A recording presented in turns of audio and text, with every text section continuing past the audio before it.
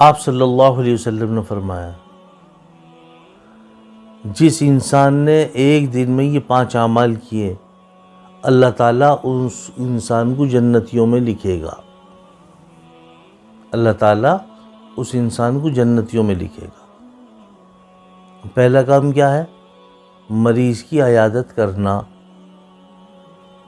اور مریض کی عیادت کیسے کریں؟ عیادت کرنا سنت ہے تو کم سے کم آدمی وضو کے ساتھ جائے تو زیادہ ثواب ملے گا. اور جب عیادت کرنے جائے تو پھر مریض کے لیے کچھ لے کے بھی جائے.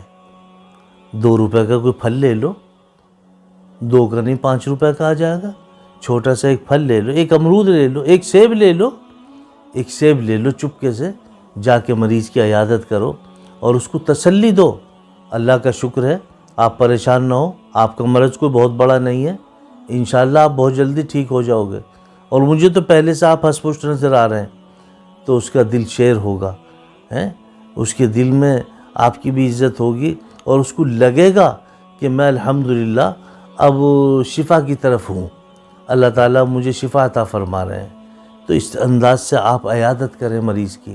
ہاں، مریض بھی خوش ہوگا، اللہ بھی خوش ہوں گے، اور یہ سنت ہے تو ثواب ہے. یعنی وضو کے ساتھ بھی ہو اور کچھ اس کو لے کے بھی جائیں 2 4 5 روپے کا، دونوں کام ہو جائیں گے. دوسرے نمبر پہ آپ نے فرمایا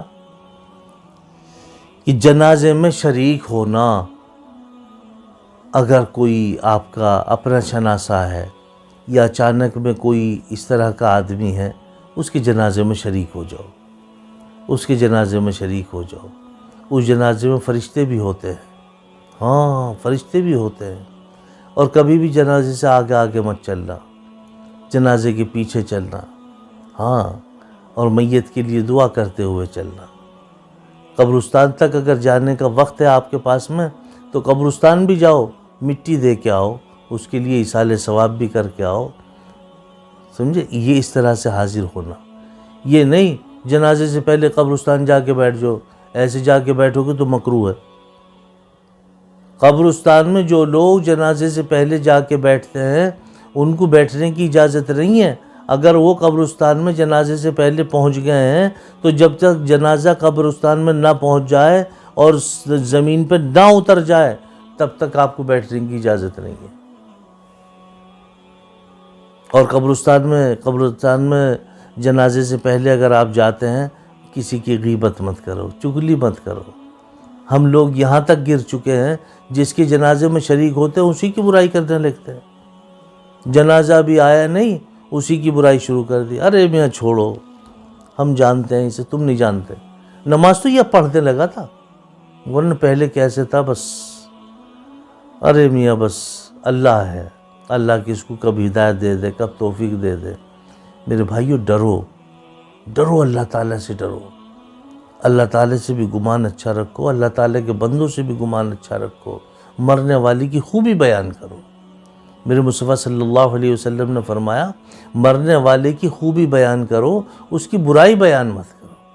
کیوں؟ اس کے شناسہ ہیں، اس کے متعلقین ہیں. جب ان کو اس بات کا علم ہوگا تو ان کو بڑی تکلیف پہنچے گی، ان کا دل دکھے گا. کیوں آپ ایسا کام کرتے ہیں؟ تو تیسرے نمبر پہ آپ نے فرمایا روزہ رکھا کرو. ہاں، روزہ. یہ نہیں کھانا تو چھوڑ دیا اور باہر کو چغلی شروع کر دی. کسی کی غیبت کر رہے ہیں، کسی کی چغلی کر رہے ہیں.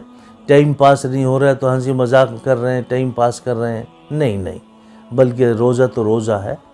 بھئی قرآن کریم کی تلاوت ہو.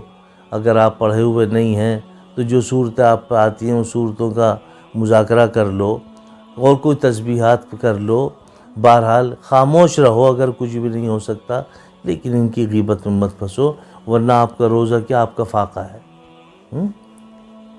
اور چوتھے نمبر پہ آپ نے کیا فرمایا؟ چوتھے نمبر پہ فرمایا جمعہ کی نماز کے لیے جانا. جمعہ کی نماز کے لیے جانا. اب 2 حدیث ہیں اس کے متعلق کہ پہلی اذان سے لے کر دوسری اذان تک جتنی دعائیں مانگو گے ساری قبول ہوں گی.